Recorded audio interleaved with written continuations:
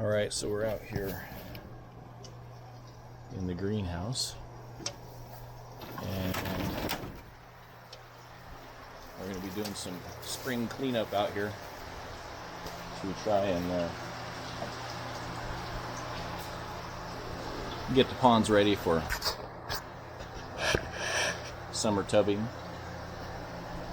And let me turn this around so you can see, or you can kind of see it behind me, but see how much of a mess it is in here. So check it out. This is a couple years of kind of neglect, and then you can see I built some new benches and put some tubs on there, but I need to go a little bit further, get it ready underneath it for a couple more tubs, and then eventually I want to move these tanks that I have on this bench. So this bench is just for my bonsai. And then over here, sorry about the swinging this around, but over here I want to put some ponds, build a bench up against the side and put ponds on top and below, and then in the middle some ponds, and do it in rows so I can optimize my space.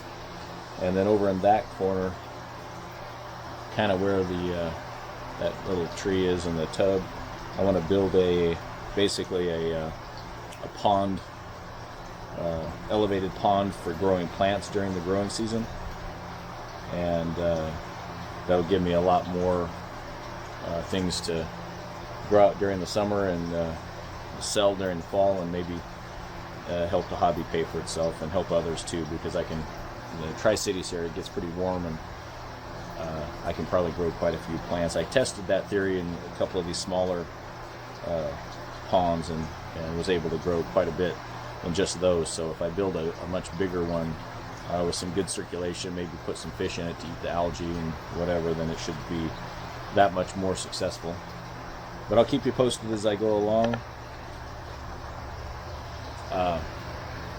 It's a lot of work, especially since I kind of let it go out here the last couple of years. Been doing remodeling in the house and things like that, so this hasn't been my focus. But now I want to clean it up so that it is useful space. I've got some stringers you can kind of see over here behind me, the stringers that have rotted. I mean, it's a moist environment. Those were treated 2x4s, but I think this thing's been up for 20 years or something like that, so maybe not that long, but long enough.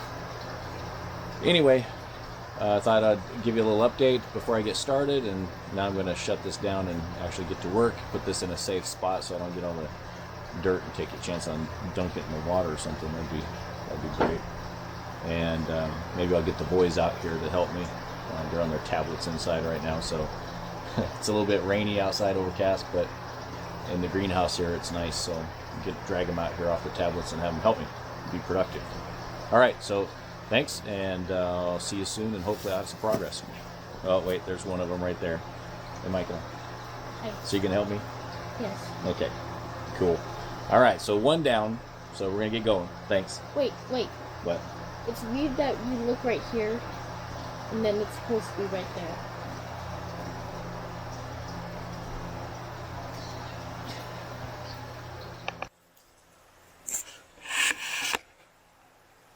Alright, so a little bit of an update after about 2.5 hours of work.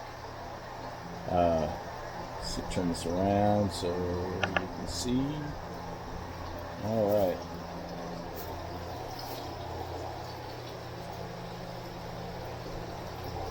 A lot of bending over, a lot of pulling the Bermuda grass shoots, and there's one pile over there at the doorway, you can see it. Trim back the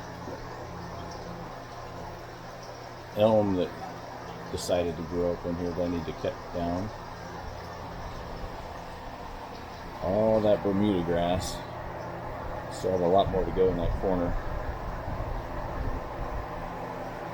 So you can see the big old mound of it over there.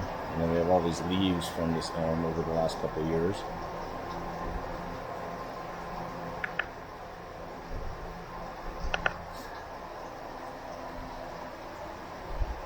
So yeah,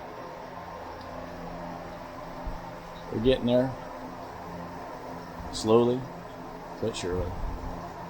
And hopefully by the end of this weekend, I'll be able to get some of the ponds lined out, not filled, but at least lined out and organized where I want them, and get some more weed barrier down and things like that, so that we don't have to come out here and do this again in 3 weeks when the growing season really hits.